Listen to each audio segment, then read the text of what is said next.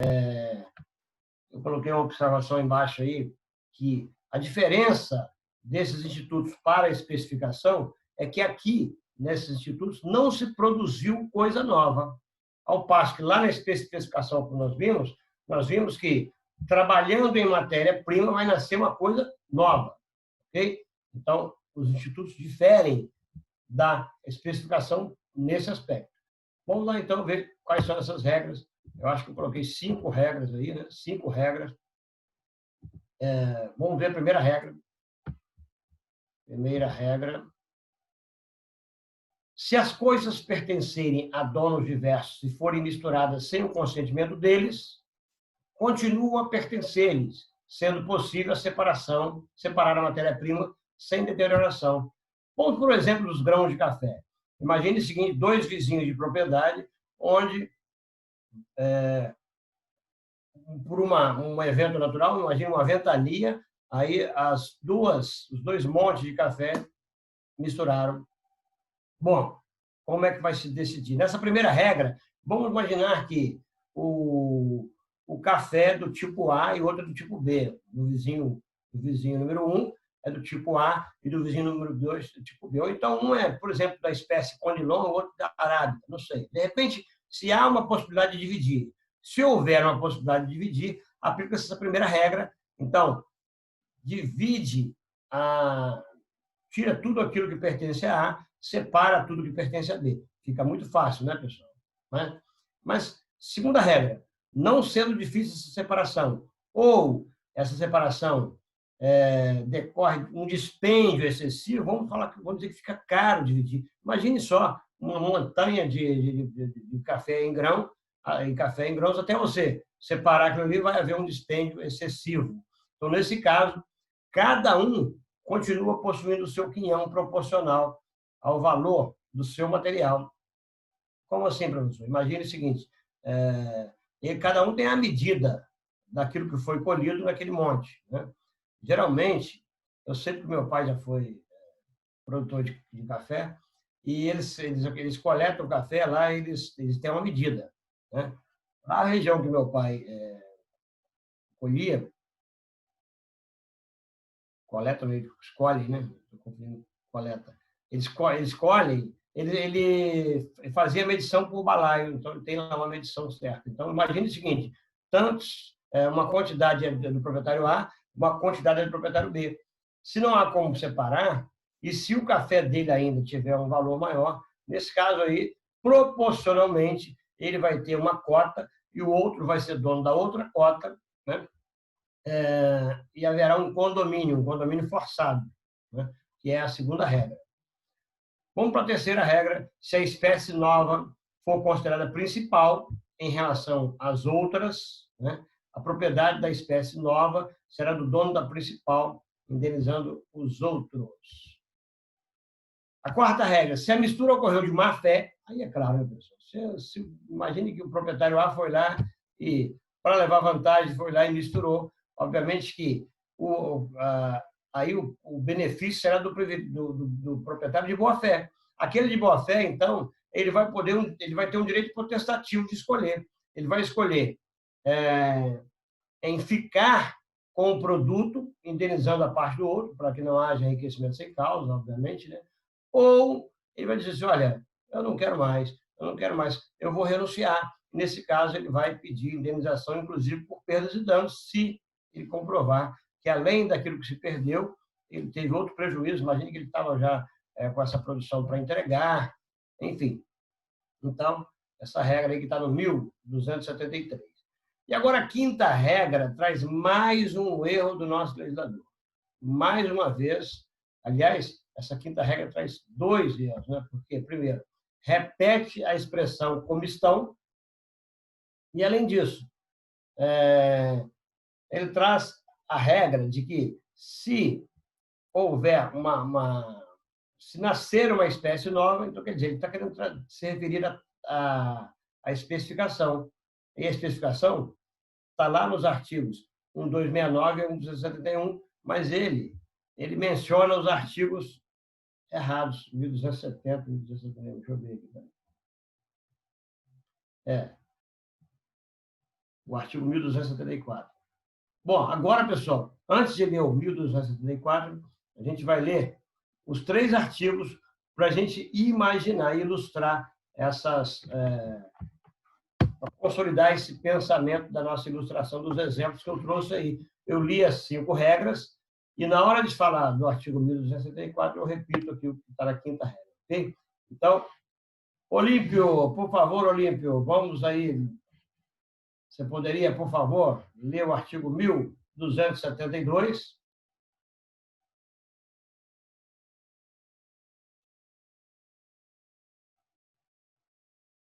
Parece que o Olímpio não está mais online, então, Wallace, por favor.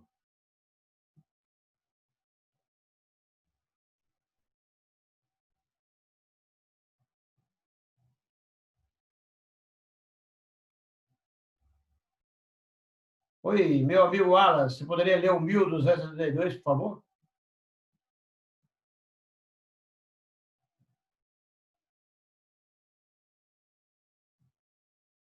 O Wallace falou que está sem microfone. Entendi. Oi. Olímpio, reconectou. Por favor, leia o 1272 para a gente. As coisas pertencentes a diversos donos, confundidas, misturadas ou adjuntadas sem o consentimento deles, continua a pertencer-lhes, sendo possível separá-las sem deterioração. Deterioração. Parágrafo 1º. Não sendo possível a separação das coisas ou exigindo dispêndios excessivos, subsiste indivíduo ao todo, cabendo a cada um dos donos quinhão proporcional ao valor da coisa que enviou para a mistura do agregado. Parágrafo 2º. Se uma das coisas puder considerar-se principal, o dono selo-á do todo, indenizando os outros. Agora, quem pode ler o 1273? Annelise, por favor, Annelise. Tá bom, peraí. 1273? Isso.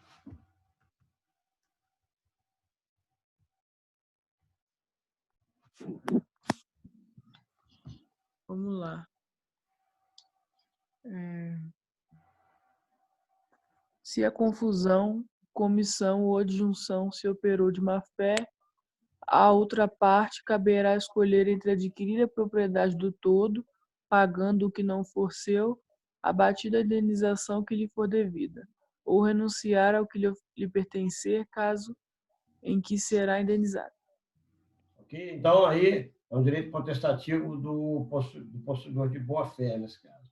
Bom, eu vou ler o 1274 para a gente fechar essa ideia. E aqui ele diz o seguinte: se da união de matérias de natureza diversa se formar espécie nova, quer dizer, ele está falando o seguinte: se aqui ocorrer a especificação, você vai aplicar as regras da especificação. Mas não, o legislador nosso deslizou de novo. Ele disse o seguinte: se formar espécie nova, a confusão, novamente comissão, errado, ou adjunção, aplicam-se as normas dos artigos 1272 e 1273. Na verdade, não é isso que ele estava querendo. Ele estava querendo dizer que aplica-se o 1269 e o 1270, que são lá as regras da especificação. Eis aí, então, mais um erro identificado pela doutrina. Eu coloquei aí, acho que César Peluso, que comenta isso aí, mas também existem outros doutrinadores. Então, nós temos aí 2 erros no artigo 1274 do nosso exímio legislador. Pessoal, o que eu tinha para falar sobre a aquisição da propriedade imóvel é só isso e nada mais. Abro para perguntas.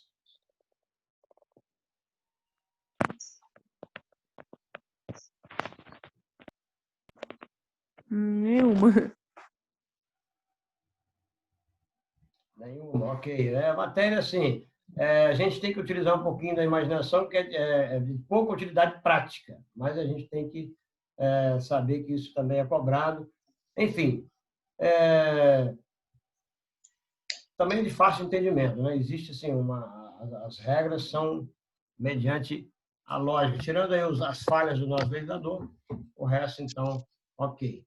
Pessoal, então, hoje é a nossa última aula referente Gustavo ao... falou que tem uma pergunta aí para você, Eli. Hein? O Gustavo falou que tem uma pergunta. Diga, Gustavo, vamos lá.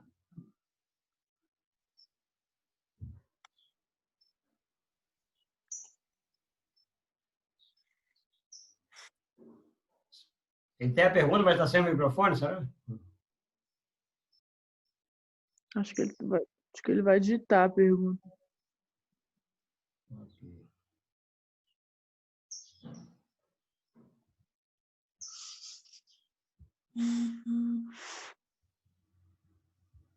Eu não sei se mesmo eu compartilhando a tela, se ela vai aparecer para mim aqui.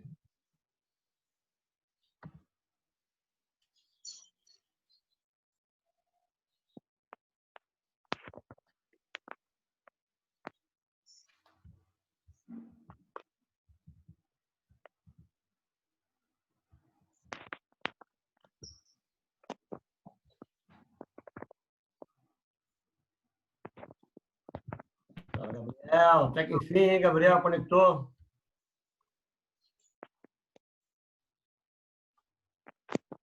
Ele quer saber do enfiteuse.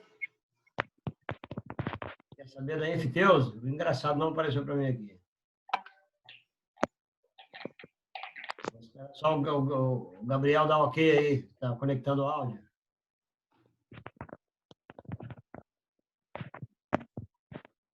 Gente, é o outro Gabriel, meu Deus, que milagre. Por isso que eu estou destacando a conexão dele. Mas vamos lá, o Gustavo está perguntando sobre a enfiteuse. Eu não sei se ele está perguntando o que seria enfiteuse ou se ele não entendeu a regra da enfiteuse. Mas vamos, então, explicar novamente o Instituto da Enfiteuse. O Instituto da Enfiteuse, eu já falei para vocês que não existem mais a constituição de novas enfiteuses. Né? Vamos lá no artigo 2000. O Código Civil estabeleceu que não se institui novas enfiteuses. Vamos lá no artigo 2000. Só um minutinho para responder o Gustavo. Vou ter que fazer uma leitura aqui. É o artigo 2038, que fica lá nas disposições finais e transitórias. Né? Aquelas regras de finda um instrumento normativo, é o fim do Código Velho, a entrada do Código Novo, e aí existem as regras de transição. O artigo 2038 traz a seguinte regra, Gustavo. Fica proibida a constituição de enfiteuses e subenfiteuses, subordinando-os às existentes, até a sua extinção, às disposições do Código anterior. Né? Então, o que seria enfiteuse? Um terreno aforado, Gustavo, é como se você pegasse a propriedade e dividisse, rachado no meio o domínio. Né? E o proprietário, ele não fica mais com o domínio útil da coisa. Ele não vai usufruir, ele não vai... Imagine uma residência. Né? Aqui em Itaperuna, por exemplo, ali chama aquela loja, General Osório, ali tem alguns imóveis, e alguns imóveis em Itaperuna de enfiteuse. E aqui no nosso município, pertence ao município de Itaperuna. Então, o município é o proprietário, que é o chamado senhorio direto. Ele tem o domínio direto, e o enfiteuta é aquele que tem o domínio indireto, que tem o domínio útil. Ele é que vai efetivamente morar no imóvel, ele vai pagar uma taxa de aforamento, que é uma taxa anual, chamada foro anual, ao senhorio direto. Mas ele vai poder usar como se o proprietário fosse, inclusive alienar, dando prioridade ao senhorio direto, mas ele também pode alienar a coisa. Então, se não houvesse essa regra especial do artigo 1266, 1266, o que ia acontecer? Se alguém encontrasse um objeto de valor perdido na propriedade do enfiteuta, porque ele não tem a propriedade, ele tem o domínio útil. Aí, se não houvesse essa regra aqui, ia pertencer ao senhorio direto. Então, para que não haja isso, ele privilegiou o enfiteuta, que é aquele que efetivamente tem o domínio útil da coisa. Esse instituto, pessoal, ele existe ainda em muitos lugares no Brasil. Por exemplo, eu morei em Cantagalo, lá tinha o Instituto da Enfiteusa em alguns imóveis, que era da família do Barão de Cantagalo. Em Petrópolis, a família real, ainda existe muito imóvel aforado. Imóvel onde você paga uma taxa anual para você apenas o enfiteuta. O proprietário é o senhorio direto. É como se você dividisse o domínio. Né? É um instituto do direito romano. Isso ainda, historicamente, lá no direito romano, onde havia muito domínio, muita conquista de terras, e como o território ficou muito extenso, eles não podiam mais produzir, mas só que propriedade era sinônimo de poder. Por isso que eles dominavam as propriedades e adquiriam essas propriedades através da violência, da força, das guerras. E, com isso, eles não podiam mais, tinha muita terra, eles não tinham como usufruir daquela terra, torná-la produtiva, e também não queriam vendê-la. Então, eles instituíram enfiteuses, que, na verdade, lá naquela época, eram arrendamentos perpétuos. Né? Continua a pertencer ao proprietário, porém, ele transferia um domínio útil. Né? É um instituto que não se pode mais fazer novo. Né? E nós temos também muitos institutos de enfiteuses da União, com terreno de marinha. Né? Em Vila Velha tem muito. Isso é muito comum aqui na costa brasileira. Eu respondi para você, Gustavo? Dá um ok para alguém que eu não estou conseguindo nem ler o que você escreveu ali. Mas veja se faltou algo mais ou se deu para compreender.